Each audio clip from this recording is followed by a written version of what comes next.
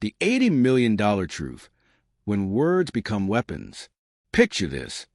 You're a sitting congresswoman, live on national television, discussing criminal justice reform.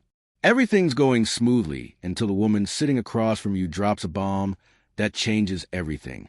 I just find it interesting that someone with shady donation histories wants to talk about justice. Maybe clean your own house first. That single sentence would trigger an $80 million lawsuit, expose a web of political manipulation, and spark a national conversation about truth in the digital age. This is the story of Congresswoman Jasmine Crockett versus Caroline Leavitt, and it's far more calculated than anyone initially realized. The ambush. It was 7:38 a.m. on what should have been a routine morning news segment. Jasmine Crockett, known for her firebrand speeches and bold presence in Congress, sat across from Caroline Leavitt, a sharp-tongued conservative commentator with a growing following. The topic, criminal justice reform, standard political fare. But Caroline had other plans. As Jasmine began discussing her proposed legislation, Caroline cut in with surgical precision. There are whispers, more than whispers, about funds being redirected from your nonprofit connections. I think transparency should start with our elected leaders.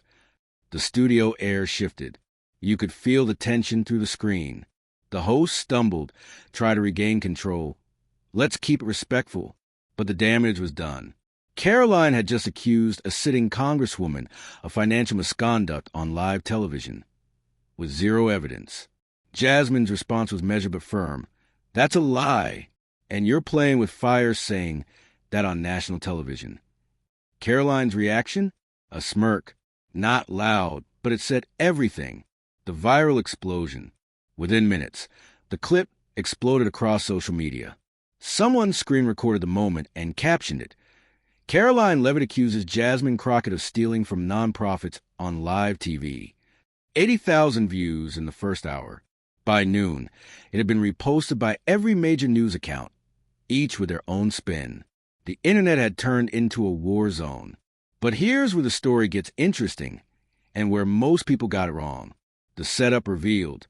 While everyone focused on the drama, investigative journalists started asking different questions.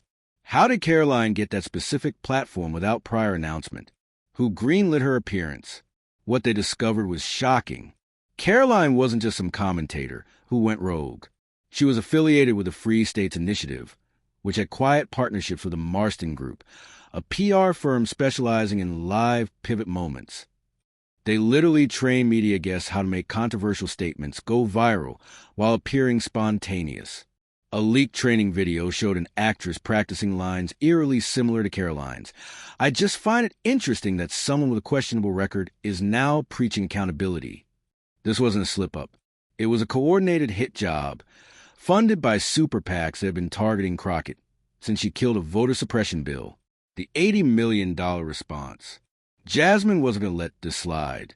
Her team worked through the night, consulting with forensic reputation analysts and civil attorneys. The math was precise. $80 million in damages for defamation, intentional infliction of emotional distress, and reputational harm. The lawsuit filing was surgical in its language. Defendant Caroline Leavitt made knowingly false, damaging statements with actual malice, designed to discredit, humiliate, and endanger the professional standing of the plaintiff. But Caroline's team was ready for this too. The victim card. Instead of backing down, Caroline doubled down hard. She launched a carefully orchestrated sympathy campaign, complete with a fundraising website called defenses.org and a series of strategic media appearances. Her message was simple but effective. I'm being sued for asking questions. If politicians can silence commentators every time they feel uncomfortable, what happens to free speech? She appeared on friendly podcasts, stood outside churches, and crafted the perfect image of a young woman being bullied by the political establishment. Her video messages hit millions of views, with supporters calling her a truth teller and painting Jasmine as a power-hungry politician trying to silence criticism. The turning point. But something unexpected happened in court. Judge Ruth Delaney, known for being sharp and allergic to theatrics, asked Caroline's lawyer a direct question. Were her comments based on information from a verifiable source? The answer was devastating. No named source, Your Honor, but commentary informed by public speculation. Judge Delaney's response changed everything. Here's what concerns me. We are in an era where the line between commentary and accusation has blurred dangerously. I will not tolerate the misuse of influence to damage reputation for clicks. She warned Caroline's team that if she determined this was reckless disregard for truth, the First Amendment wouldn't protect them. The real Jasmine speaks. Instead of getting lost in the media circus, Jasmine did something powerful.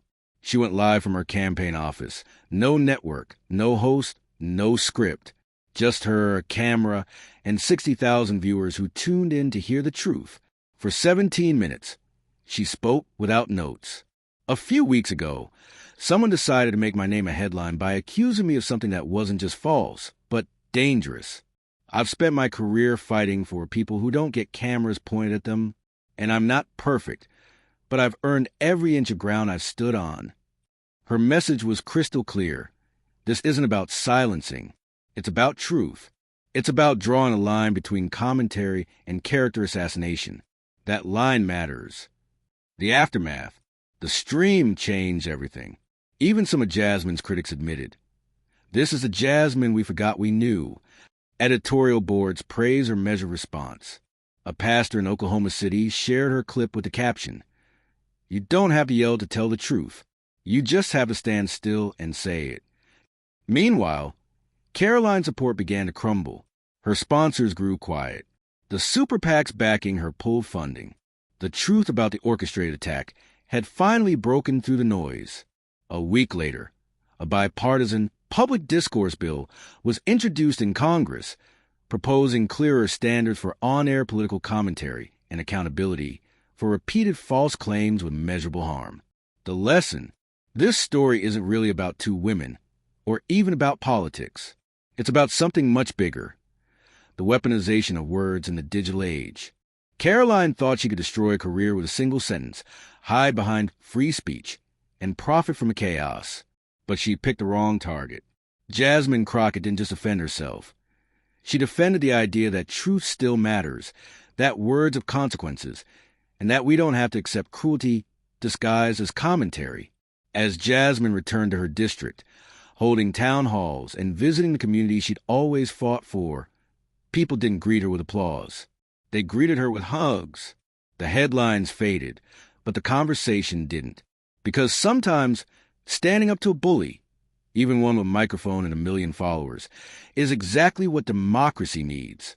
In a world where anyone can destroy a reputation with a tweet, maybe the most radical act is simply telling the truth and refusing to back down. The question isn't whether Jasmine will win her lawsuit. The question is whether we'll remember the lesson. Speak carefully.